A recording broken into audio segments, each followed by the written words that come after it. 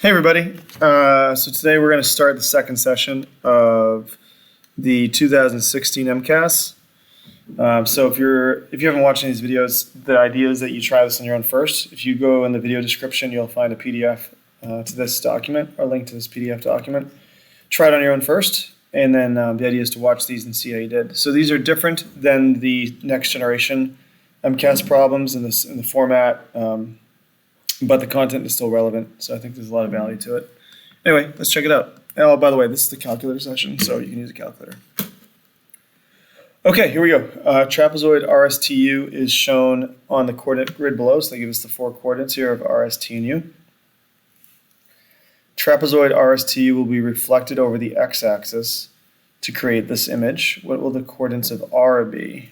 R prime be? Okay, so we're reflecting it over the x-axis. All right, so here's the x-axis. Okay, so when you reflect over the x-axis, the y value is actually going to change signs. So you can also just like twist it like that. See, flip it rather. You can't really twist that actually, depending on these lengths. So never mind. But if you flip it, yeah. So R is here. So R. Now, if you don't remember the rule, like so you don't remember how to flip it, you can always just count the spaces from the line of reflection, which I totally butchered here. So 1, 2, 3, 4, 5. So it's 5 ways. Just go 5 down. 1, 2, 3, 4, 5. That's going to be R prime. Okay. So yeah, it should be -5. So I'm going to change the sign there. So -4, -5. Here we go. Okay. Wyatt owns a food truck. Go Wyatt. He offers a selection of 8 types of sandwiches and 4 types of tacos. He will increase his selection of sandwiches by 1 per month. Okay. He will increase his selection of tacos by 2 per month. Excuse me. And in how many months will Wyatt offer an equal number of sandwiches and taco selections? So you could do this a complicated way, or you could just do it with a grid. I would do it with a grid. Okay, so starting value, we have sandwiches and tacos. So the starting point, there are 8 sandwiches. And there are 4 tacos. This is going to go up by 1, right, after a month, and this is going to go up by 2. So 1, this will be how many months go by. So 1, 2, 3, 4, 5, 6. Okay. So sandwiches go up by 1, so it's 9, 10, 11, 12, 13, 14. So after 6 months, there would be 14 sandwiches on the menu. And tacos go up by 2, so it's asking us when they're going to be equal. So this will be 6, 8, 10, 12. So right here, you can see after 4 months, they have the same number of selections. So 4 months. I think that's the easiest way to solve that. Number 24, at least for me it was. Geometric sequence with its first term missing is shown below. What is the first term? So let's see what's happening here. So we're multiplying this by 4. We're multiplying this by 4. So if we divide 2 by 4, we should find out what that is. So 2 divided by 4 is going to be 1/2. So our first term should be 1/2 right there. The core of a baseball is in the shape of a sphere. The diameter of the core is 2.06 centimeters. Which of the following is closest to the volume of the core? Okay, so let's take a look at our formula sheet here. Looking at volumes. I'm not going to look at that yet. We don't want to look at that. Now we're talking about the shape is a sphere. So we need the volume of a sphere formula. Where's that? Volume of a sphere is right here. V equals 4/3 pi r cubed. 4/3 pi r cubed. Now it says the diameter is this. So the radius is half of that. So r should be 1.03. Okay. So 4/3 times pi times 1.03 cubed. So that's why this is a calculator problem. Now this is closest to, so we could estimate, but we have a calculator, so let's make our life easier here. 1.03, we're going to do it to the 3rd power, so times 1. Oh, I screwed up. 0.3, no, okay, let's try it without my fat fingers messing it up. 1.03 times 0.03 times 1.03 equals. So we have that. I guess I'll write that down. Let's see. So 1, and then we have this large decimal. Well, not large, but many digit decimals, put it that way. And now we're going to multiply that by 4. I'm not going to write everything down because it's going to get really ugly. So times 4. Divide that by 3. And we're going to multiply that by 3.14. Because we're estimating it. So we get this, which is awfully close to that. So B. There we go.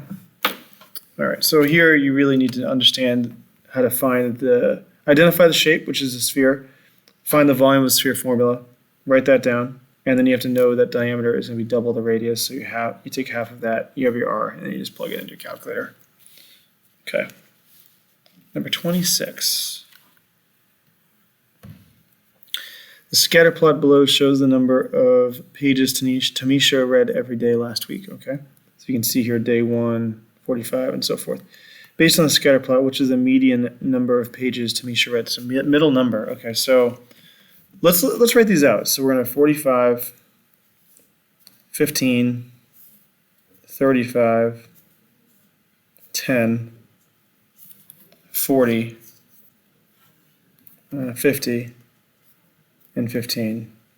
So there should be 7 of these. 1, 2, 3, 4, 5, 6, 7. Okay, so let's go order from lowest to highest. So we're going to go 10 to lowest, and then 15, and then 15, and then 35, then 40, 45, and 50. Okay. So the middle number is going to be right here, 35. Part D. Okay. All right. In the diagram below, triangle PQR is congruent to triangle STU. Okay. Which of the following equations must be true? QR is the distance between Q and R is equal to the distance between you. So what I'm going to do is actually draw the tick marks that indicate which sides are congruent. It'll make this a lot easier. So PQ is here. PQ is congruent to ST. QR is here. QR is congruent to TU. Means these two are congruent. Okay. All right, QR and TU. So QR both out has a double mark. TU, yeah, this is looking like that has to be it. Let's just check the others because they're the sides that match up. Okay, we know that from the congruency statement. Angle P is congruent to angle U. So I'm actually going to do the letters now. We'll do different for the angles. So P is going to be the single arc, S will be single arc. And again, the number of arcs, number of dashes doesn't indicate the size of the angle or size of the side, by the way. So Q will be 2 and T will be 2. And then R and U will be 3. Okay. All right, so P is a single, U is a triple. Nope, it's out. QP is the 1 plus PR. So 1 and the 3. That means these have to be 1 and 3. So 1 and the 3. When I say the 1 and the 3, I mean the number of tick marks. TU is the 2. No, this is already off. And US is the 3. Nope, that's out. Angle P plus angle Q. So P is the single, Q is the double. That means U has to be the single, which it's not. It's the 3. T is double, so that's out. Okay, so yeah. This comes down to knowing your congruency statements and what they mean. Being able to draw on the triangle makes this way easier. So if you indicate the sides that are congruent and the angles that are congruent, it'll make this solving this much easier. So if you're going to be taking the next generation MCAS, you will have access to a dry erase marker where you can write on the Chromebook. Nancy, Brian, and Jamie combined their money to purchase a laptop. Together, they paid a total of $490 for the laptop, including tax. Nancy paid $50 more than Brian paid. Brian paid twice as much as Jamie paid. Okay, so how much did Nancy pay? So let's start with Jamie. So Jamie's going to be our X value. That's Jamie. Brian's going to be twice as much as Jamie. So Brian's 2X. And Nancy's 50 more than Brian. So Nancy's going to be 2x plus 50. So those are the three values. So again, you have to be able to assign a variable to solve this problem. And then we're solving for Nancy, so we're solving for what this is, but we don't know what that is until we know what x is. So we're going to add these all together and it's equal to 490. So x plus 2x plus 2x plus 50 equals 490. And now we just solve for x. I'm going to zoom in here so you can see that a little better. So let's combine our like terms. So this is going to be 5x. So 5x plus 50 equals 490. Now we're going to divide, we're going to subtract 50 from both sides. So we're going to get 5x equals 440. And now we're going to divide by our coefficient, which is 5. So x is going to be equal to, was it 88? Looks like. Let's double check that.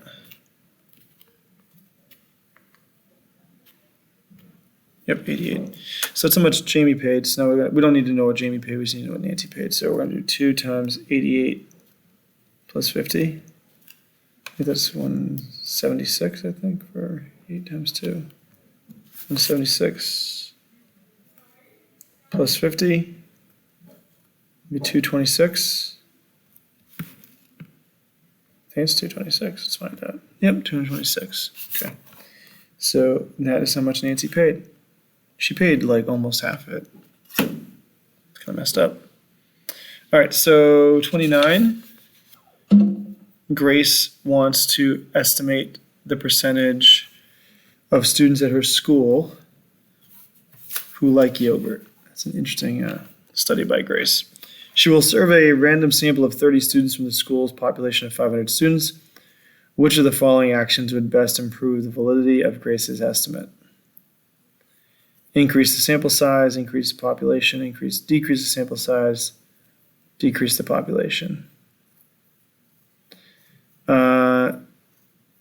So they want to know what percentage of students at her school like yogurt. So I mean, the higher the population, you can't really increase the school's population, but I guess if you did, your sample would actually be less relevant because there's less people in it. It'd be less proportionally of the actual, it'd be smaller proportionally than it was before. The larger the sample, the more accurate it's going to be, right? So we're going to look at increasing the sample size for that one. So yeah, that's the plan with that one. Okay, and then 30, I think we'll probably, much time, I don't have much time left. I would like to get through all these, but I don't think we're going to get through all of these before we get to the open response. Okay, number 30. We'll see how far we get. Oh, I remember this problem. I remember this one. The areas of some bodies of water in Massachusetts are shown below. And we have all these different lakes here, or bodies of water. The mean area of the 5 bodies of water is 214 acres. What is the area in acres of Kingsbury Pond? So this is unknown, but we know the average of all these, mean is the same thing as average, is 214. So if we assign a variable for this, let's call this K for Kingsbury. All this plus K divided by 1, 2, 3, 4, 5 should equal 214. So, yeah, that's what we're going to do. So 70 plus 300 plus 575 plus 110 plus K over 5 equals 214. So solving that algebraically, we're going to get rid of 5 in the denominators. We're going to multiply by 5. Okay. And that's going to give us this. 70 plus 300 plus 575 plus 110 plus K equals whatever this is times 5, let's see. 214 times 5, 1070. And now we're going to combine all these together.